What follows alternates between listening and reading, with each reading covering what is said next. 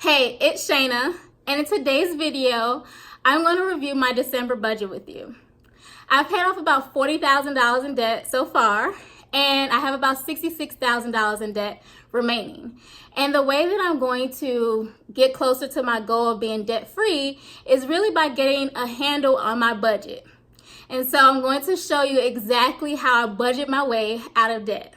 So if you're interested in this video and future videos like this about how I'm going to get myself out of debt, go ahead and subscribe now and hit the notification bell so you don't miss out on any future videos. Okay, let's get started.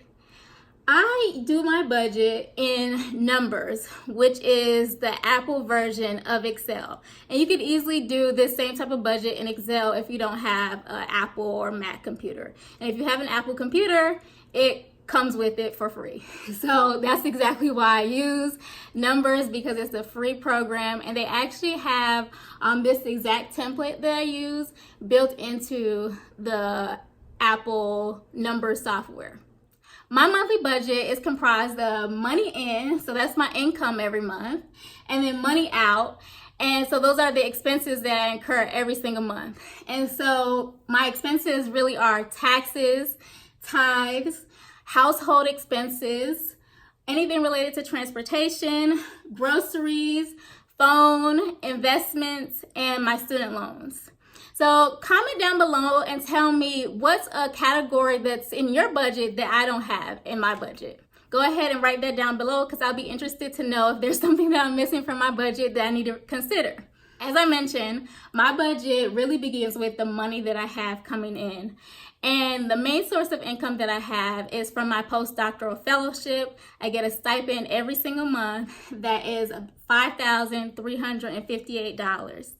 And then I have other sources of income through Grubhub and the freelance work that I do on Upwork and through my adjunct teaching. And so I get paid with those other sources of income on a weekly and bi-weekly basis. But I base my income or my budget on the main source of income that I get. And as I mentioned, I get paid through my stipend every single month. So I do a monthly budget. However, I would advise that you look at the frequency at which you get paid and then do your budget according to that. So if you get paid on a bi-weekly basis, then you need to be doing a bi-weekly budget. But I get paid from my main source of income on a monthly basis, so I'm doing a monthly budget. So I already have in my paycheck here from the postdoctoral stipend, and I base my budget off of that, and then I work back and see, after all the expenses that I allocate, how much more money I need to actually bring in to cover everything that I want to cover for the month. Let's move on to expenses. Tax is an expense that I have every single month. And the reason for that is that 3 out of 4 of my income sources do not take taxes out on the front end. So that means that I need to, when I get paid, take the taxes, the amount that I think that I'll owe for taxes, and put that into a separate account. So I put my tax money into a high yield savings account that I have with Sallie Mae, and it's getting about like 2.1% in interest. And then I pay my taxes on a yearly basis. You have the option to pay on a quarterly basis, but I'm just paying on a yearly basis. And so what I do is, when I get my income, my stipend for the month, I automatically send over $1,900 to cover all the taxes that I'll incur from federal and state taxes through my stipend money, my Grubhub money, and my Upwork money. And that's just kind of like a ballpark figure, and I kind of figured out that I need to save about 25% of my income to cover all my taxes for the year. And so if you have like any type of 1099 work income that you have, or if you were like me and you're in a postdoc or you're a student and you get income but through a stipend or a scholarship or loan or anything like that, you need to be saving the taxes that you'll need to pay at the end of the year on a quarterly basis into an account. And perhaps you want to do something like me and just, put that money away into an account that you don't see, so that way it's accruing interest, so you get a little bit of extra money, and then also you have that money set aside for when it's time to pay the taxes. So I allocate $1,900 every single month to my taxes. So I'm just gonna go ahead and put that in here. So the next thing I do is tithes. So I do tithes based off of the amount of money that is not taxable from my stipend. And then so what I'm going to do at the end of the year is I'm going to look at how much money I actually earn and then pay an additional amount of tithes on that. So tithes are 10% of your income. And so based off of the 10% I make after tax on my stipend, I put aside $405 every single month. The next category in my budget is related to household expenses. And so I have two things that are related to household expenses in my budget. So the first thing is housing, and really that is rent, but my apartment complex, they collect the amount of water that I have used every single month as part of the rent. And that amount fluctuates every single month. But it's paid together, so I keep it as one single line item. And then the next line item is electricity. And yeah, that fluctuates every single month based off of my my usage. So for housing, I am going to be paying, I already got the bill for this month's rent and water, and I'm going to be paying $1,352.78. So I'm going to add that in here. And then for electricity, I've already gotten the bill for that as well, and that is going to be $55.35. So for my household expenses, I have housing, which is $1,353, and then about $55 for electricity. And so that's about $1,400 for my household expenses for the month of December. The next category in my budget is related to transportation costs. And so I have 3 line items in this part of my budget. The first line item is my auto lease. Then I have an auto insurance sinking fund, and then I have gas expenses. So for the first line item, which is my auto lease, I am paying a lot of money right now because my goal is to pay off my car by June. And so, as I mentioned earlier in the video, I have about $66,000 in debt, and 20% of that is related to my car. Originally, I took out an auto lease, but I've already paid off the lease portion of my expenses. And then right now, what I'm trying to do is own the car in full. So in order to do that, I have to spend a lot of money each month in order to meet my goal of paying off the car and owning it 100% by June. So I allocate $1,800 every single month to paying off my car, and that's an auto draft that I do every single month. And it will be done in June, thank God. Then the next line item is my auto insurance sinking fund. And so with that, I do not pay my auto insurance on a monthly basis. I pay it on a 6-month basis, so twice a year. And I do it twice a year because it's cheaper. But what I have to do, because it is a hefty amount of money, it's about $950 or so, I think, in total for my 6-month premium. I need to put money aside so that way when the premium is due, I'm not like surprised and been like, where am I going to get this money? So I put $150 every single month into a sinking fund so that I'll have that money available and ready when the payment is due. So then I have gas.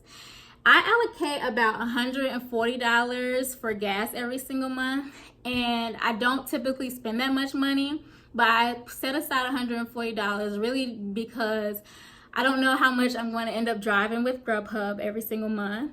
And also, I don't know what the gas prices are going to look like. Luckily, the gas prices have gone down in the past few weeks, but you never know. They have been up for so long that I just need to allocate $140 just to make sure that I have enough money in my budget to support my side hustle of Grubhub and also make sure that I can just go anywhere else that I need to go.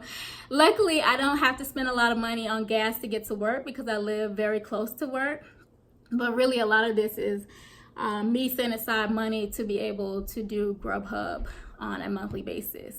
I'm also going to be doing a video, which is the next video coming up, about how I send this $140 every single month to my simple bank account, and I also send money for my groceries in there, and that's how I track those expenses. So stay tuned, make sure that you're subscribed and hit the notification bell so that you know when I'm going to put out that next video about this envelope system that I'm using through Simple Bank. So like I said, for gas, I allocate $140. And one thing that has been helping me to stay within budget, like well below this budget, is by using a Sam's card. My mom gifted it to me.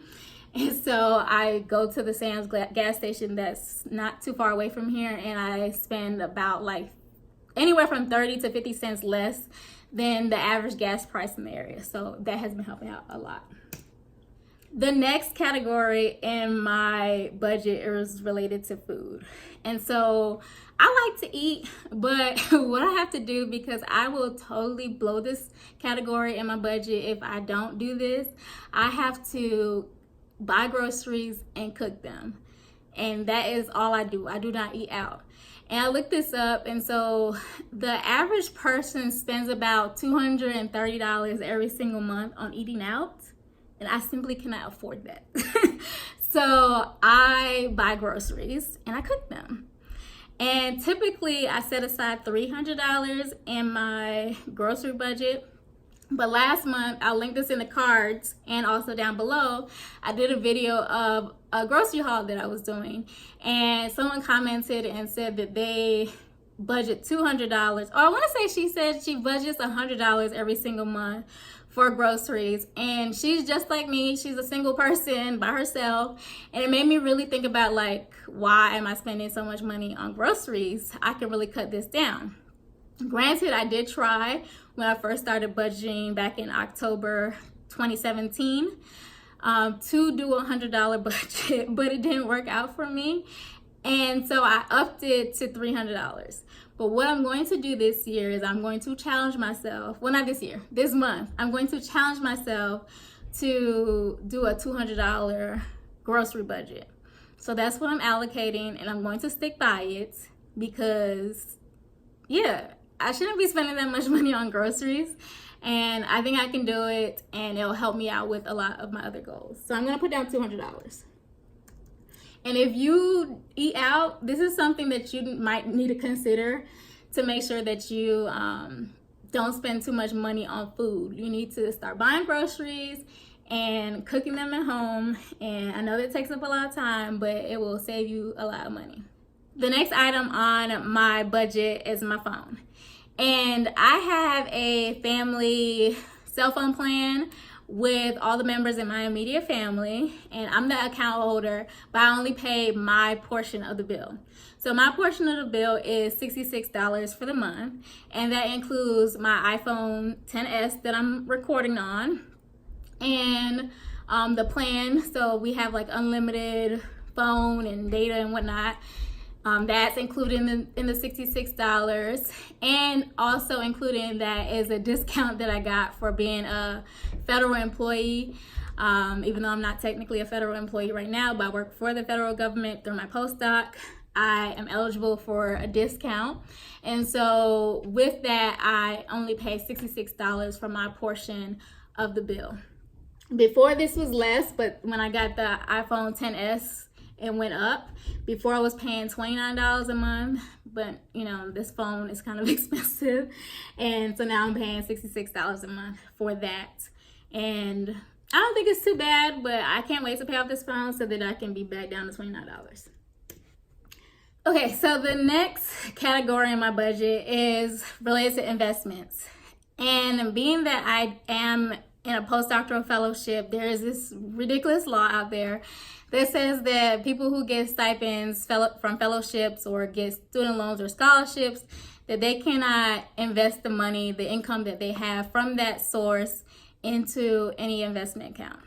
And the only reason why I'm able to have an investment account is because I have side income from Grubhub, Upwork, and also my teaching. And I decided about 6 months ago that I was going to start investing in an IRA. And so I put aside $344 into an IRA every single month. I'm going to do a little video about that in the near future about investing and where I invest for my IRA. But I have a Betterment account and also an Ally account. So I divvy up the money into two, the $354, and that goes over to those respective accounts, and I invest that amount of money. But in total, I spent $344 on retirement account investments. The last category that I have in my budget is related to student loans. And so, as I mentioned, I have $66,000 in debt, and 80% of that is related to my student loans. If you haven't watched the video before, I'm going to link it up in the cards and tell a little bit of how I got into so much student loan debt, but I'm working on it.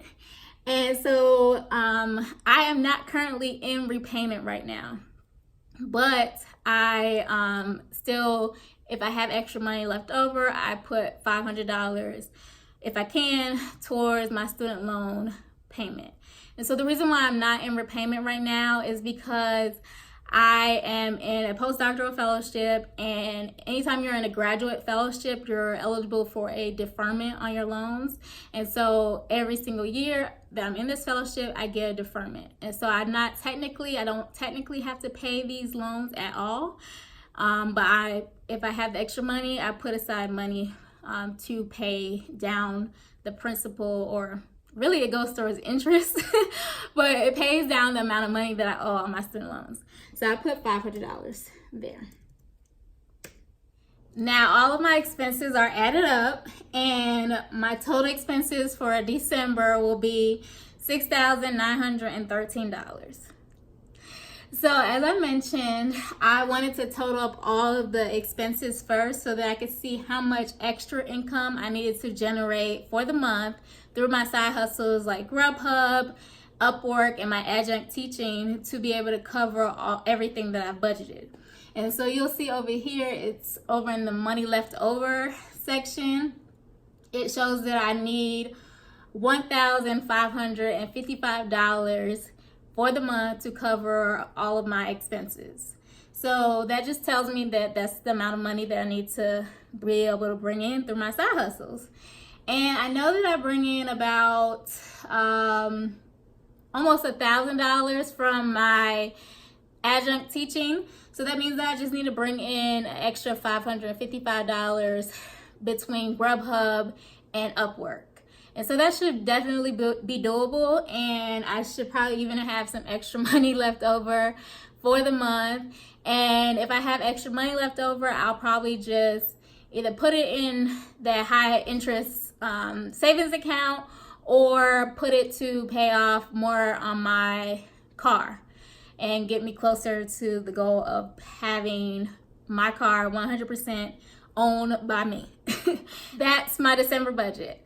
I hope that this video was informative and it gave you a little glimpse into how every single month I'm getting closer to my goal of becoming debt-free through monthly budgeting.